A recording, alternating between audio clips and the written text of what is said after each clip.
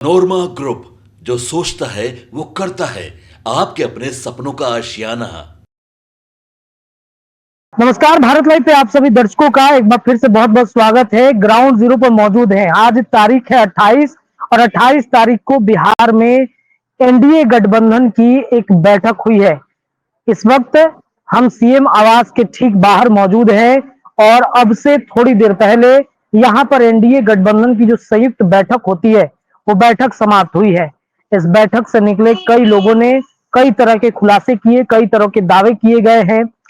Target दिया गया है 2025 में विधानसभा का चुनाव है और चुनाव में नीतीश कुमार को मुख्यमंत्री फिर से बनाना है बिहार में, ये लक्ष्य है। और 220 सीटों का टारगेट दिया गया है एनडीए गठबंधन में कि 220 सीटों पर जीत दर्ज कराना है।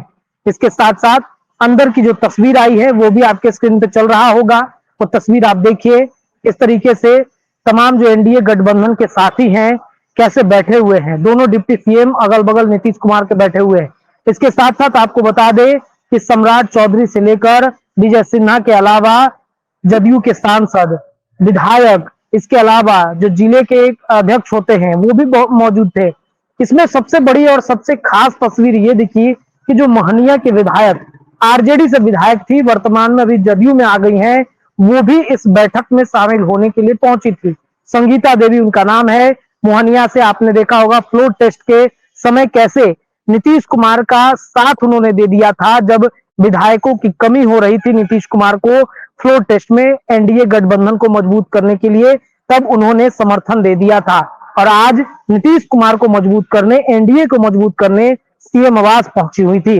जहां एक तरफ इनके पहुंचने की चर्चा तेज है, वहीं दूसरी तरफ दो शख्स इस बैठक में मौजूद नहीं थे। हम बात कर रहे हैं मोदी के हनुमान चिराग पासवान की और जीतन राम मांझी की बातचीत कर रहे हैं। हालांकि आपको यह भी बताते चले कि उनके पार्टी की तरफ से प्रदेश अध्यक्ष के अलावा उनके जो अध्यक्ष थे संतोष सुमन हिंदुस्तानी अवाम मोर्चा के, वो मौजूद थे। लेकिन चर्चा इस बात की तेज हो गई है कि आखिरकार चिराग पासवान इस बैठक में क्यों नहीं शामिल हुए। वो चिराग पासवान जो नीतीश कुमार को हमारे मुख्यमंत्री कहते हैं, अपने मुख्यमंत्री कहते हैं, वो नीतीश कुमार, वो चिराग पासवान जो चाचा नीतीश कुमार को कहते हैं, जीतन राम मांझी, भले कितने गिले शिकवे हों लेकिन नीतीश कुमार के साथ उनका जो संयोग है, किस तरीके से बैठता है, जो दोस्ती है उनकी किस तरीके से दिखती है, लेकिन इस बैठक में नहीं शामिल हुए। प्रश्न तो खड़े होते हैं, क्या एनडीए में सब कुछ ठीक नहीं है? चलिए, स्टूडियो से बाबा हमारे साथ जुड़े हुए हैं, चर्चा करेंगे, बाबा से पूछेंगे। बाबा, एनडीए गठबंधन की बैठक तो समाप्त हो गई है, टारगेट भी दे दिया गया है, लेकिन क्या एनडीए में सब कुछ ठीक है? चिराग गायब, मांझी गायब, क्या लगता है आपको? देखिए रत्नेश, आप तो स्पॉट पे मौजूद थे और यहाँ से बैठ करके हम मॉनिटर कर रहे थे और विभिन्न लोगों से हमारी बातचीत हो रही थी। कारण कि अंदर मोबाइल अलाउड नहीं था, ये आपको भी पता होगा कि सभी के मोबाइल बाहर रखवा लिए गए थे और उसके बाद लोगों की एंट्री हुई थी। तो तस्वीरें तो नहीं आई हैं, तस्वीरें वही आई हैं जो भेजना चाह रहे थे, लेकिन बहुत सारी बातें जब वहां से बाहर लोग निकल करके आए, उसके बाद से बहुत सारी बातें खुल खुल के सामने आई हैं। नीतीश कुमार बहुत ही जॉली मूड में नजर आ रहे थे और उन्होंने बीच मीटिंग में एक बार फिर से इस बात को रिपीट किया है कि वो कहीं जाने वाले नहीं है, यानी कि वो यहीं रहेंगे, इसी गठबंधन के तहत रहेंगे। लेकिन जो बातें हम लगातार कर रहे हैं रत्नेश, कि आखिर नीतीश कुमार इस गठबंधन में रहेंगे तो शर्तें क्या होंगी? क्या नीतीश कुमार ये मान चुके हैं कि वो भारतीय जनता पार्टी की शर्तों पे काम करेंगे? क्या नीतीश कुमार ये मान गए हैं कि आइडियोलॉजी, आइडिया सब कुछ भारतीय जनता पार्टी का होगा, नीतीश कुमार सिर्फ चेहरा बन करके रहेंगे? क्योंकि इस बैठक में आप देख रहे होंगे कि मंच के बाहर तो बहुत सारी भीड़ थी, कई चेहरे आप पहचानते हैं, कई चेहरों को नहीं भी पहचानते हैं आप, उन सभी लोगों को बुलाया गया था। लेकिन मंच पे जो लोग बैठे हुए थे उन लोगों को लेकर के बहुत सारी कहानियां, बहुत सारी बातें कही जा रही थी। सबसे बड़ी बात तो ये कही जा रही थी कि मंच पर जो लोग थे उन लोगों में एक चेहरा जो था, जिसकी चर्चा हमने खबर में की भी है, कि गिरिराज सिंह थे। गिरिराज सिंह का उस मंच पे होना और गिरिराज सिंह से भाषण दिलवाना बहुत कुछ कहानी कहता है। नीतीश कुमार को ये समझ में आ गया है। मैं पहले जिस बात की चर्चा कर रहा था कि प्रशांत किशोर के उदय के बाद, आरसीपी सिंह के पार्टी बनाने के साथ ये सभी जो प्रक्रियाएं चल रही हैं उसमें नीतीश कुमार दो तरह की राजनीति कर रहे हैं, दोनों उनकी राजनीति पैरेलली चल रही है। एक राजनीति जो नीतीश कुमार आज किए हैं, सबको ये बता करके भरोसा दिलाने की कोशिश किए हैं कि वो कहीं जा नहीं रहे हैं। उन्होंने 220 का टारगेट तय किया है, उन्होंने कहा है कि सब मिलजुल करके काम करेंगे। इसके बाद प्रखंड स्तर पर तक कोऑर्डिनेशन कमेटी बनाएंगे। जिस गठबंधन का कोऑर्डिनेशन कमिटी केंद्रीय स्तर पर नहीं बना हो, वो अब जा रहे हैं प्रखंड स्तर पर बनाने के लिए।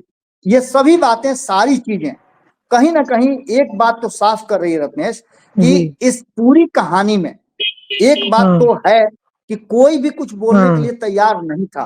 ये मीटिंग हो सकता है कि अपने विरोधियों पर एक दबाव बनाने के लिए एक रणनीति के तहत ही हो, क्योंकि इस मुकाबले को त्रिकोणीय करने की पूरी कोशिश की जा रही है।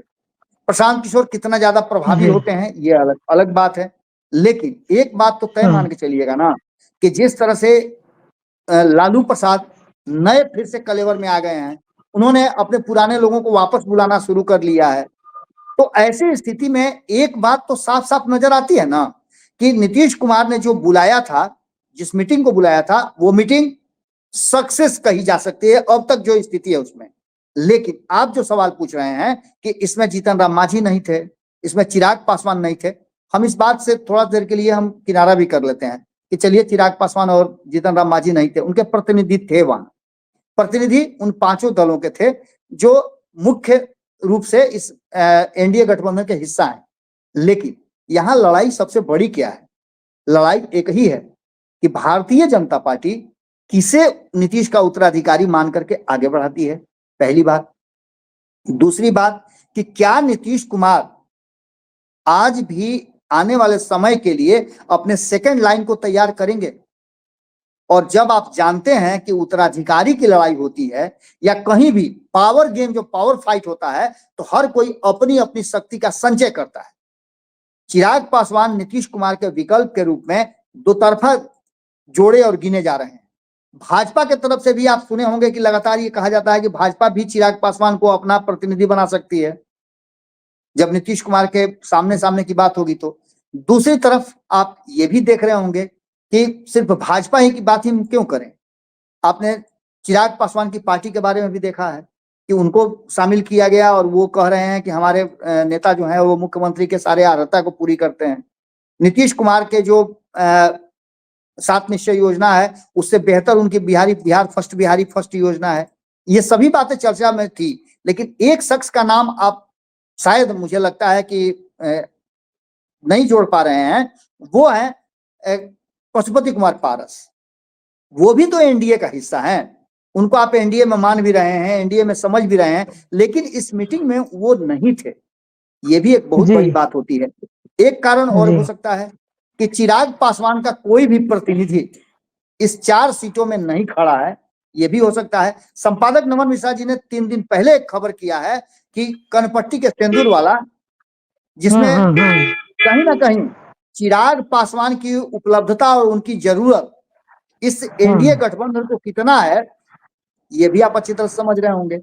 अब सबसे बड़ी बात यह है कि 2 इसमें एपिसोड देखने को मिले हैं। जो आपने तस्वीरें भेजी हैं, जो आपने वीडियोस भेजे हैं, जो लोगों से आपने बात किया है, उसमें 2 तस्वीरें देखी है। एक तस्वीर कि सभी कंफ्यूज थे, जाते समय सभी कंफ्यूज थे कि ये मीटिंग आखिर बुलाई किस लिए गई है। क्या 4 सीटों के लिए बुलाई गई है कि एकजुट होकर के चारों सीटों पे हम लोग दबाव बना करके जीत हासिल करें, या फिर 2025 के लिए स्ट्रेटजी बनाने के लिए? इस कंफ्यूजन में या कोई और बात नीतीश कुमार करेंगे।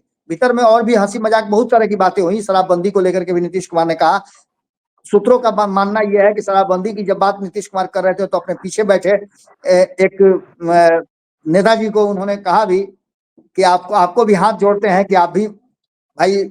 और भी बहुत सारी बातें हुई हैं, सिर्फ इतना ही बातें नहीं हुई। उन्होंने बारी बारी से सबको, कई लोगों को, यहाँ तक कि उन्होंने विजेंद्र यादव की तरफ इशारा करके कहा कि यही जो है ना कि हमको 2 बार उधर लेके गए हैं, हम आपको प्रणाम करते हैं, अब हम इधर उधर नहीं जाएंगे।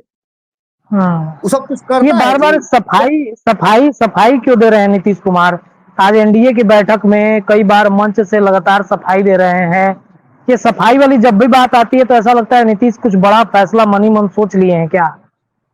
सुबह हम लोग खबर किए थे, याद है आपको? इस बिल्कुल मीटिंग से बिल्कुल ठीक पहले बिल्कुल। हम लोगों ने नाले पे धड़ा किया था, जिसमें हम लोगों ने ये बात जी कही थी ना कि जी अलग जी जी अलग जी। लोग ये बातें कह रहे हैं, मीसा भारती तक कह रही हैं कि जब जब ये जितना जोर से बोलते हैं उतना जल्दी वो फैसला बदलते हैं। ये सारी बातें बिल्कुल। वो कहीं चिट्ठी उठी दे करके या कोई स्ट्रेटजी बना करके या कोई सूचना पट में साट करके वो अलग होते हैं क्या? जब नीतीश कुमार को अलग होना होता है तो नीतीश कुमार को भी पता नहीं होता है कि कल वो अलग कहाँ रहेंगे। तो ये सारी हम्म। परिस्थितियां कहीं ना कहीं इस बात की तरफ इशारा कर रही हैं। और सबसे बड़ी बात जो नमन जी ने कुछ दिन पहले ही कह दिया था कि चूंकि इस 4 सीटों की लड़ाई में 4 सीटों पर कोई भी प्रतिनिधि नहीं है, इसलिए हो सकता है कि चिराग पासवान इस मीटिंग में अपने प्रतिनिधि को भेज करके और अपना शक्ति संचय कर रहे हो कि सब शक्ति जुटा करके आज आएंगे चुनाव प्रचार में तो करेंगे। दूसरी तरफ आपने देखा कि खोने के लिए कुछ नहीं है इनके पास, उपेंद्र कुशवाहा के पास। उनकी मजबूरी है, उनको बहुत कुछ अभी एनडीए गठबंधन से लेना है, तो ये दिखाना होगा दोनों तरफ की बराबर है। नीतीश कुमार से भी उनको दोस्ती अपनी दिखानी होगी, भाजपा से भी अपनी दोस्ती दिखानी होगी, इसलिए वो उसमें शामिल है। चिराग जी पासवान बार बार कहते हैं कि ये तो मेरे मुख्यमंत्री तो हैं ही, लेकिन वो हनुमान बनते हैं प्रधानमंत्री नरेंद्र मोदी का, ये भी बातें चल रही हैं। तो ये सारी बातें घुमा फिरा करके इस बात की तरफ इशारा कर रही है कि नीतीश ने टास्क तो दिया है, लेकिन इस टास्क में 2-3 बातें बहुत महत्वपूर्ण है कि क्या नीतीश का टास्क भारतीय जनता पार्टी पूरा करेगी? क्या जीतन राम मांझी उस टास्क पे उतरेंगे खरा? क्या उपेंद्र कुशवाहा उस टास्क को पूरा करेंगे? क्या भारतीय जनता पार्टी के अलावा चिराग पासवान उस टास्क को मानेंगे?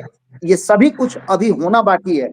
हम पहले से भी बता रहे थे और एक बार फिर बता रहे हैं कि ढाक के 3 पात वाली ये मीटिंग नजर आ रही है। इस मीटिंग का एजेंडा चाहे जो भी रहा हो, लेकिन एक बात तो तय मान के चलिए कि ये मीटिंग सिर्फ और सिर्फ नीतीश कुमार को ये समझने और समझाने की थी कि अभी भी वो एनडीए के बड़े नेता बिहार में हैं और उनके हिसाब से ही एनडीए चल रही है। या भारतीय जनता पार्टी क्या कर रही है?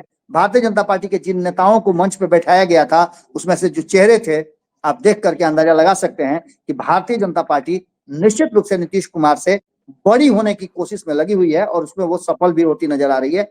ऐसे में क्या जरूरत है बाकी के लोगों का नीतीश कुमार के साथ बैठने या उनके साथ मीटिंग करने का? सीधी सी बात नजर आ रही है। बिल्कुल बिल्कुल। मतलब इस मीटिंग में यही स्पष्ट हुआ कि नीतीश कुमार ये भांप रहे थे, जांच रहे थे कि कौन हमारे साथ है और कौन हमारे खिलाफ, एनडीए के खिलाफ बगावती तेवर अपना रहा है।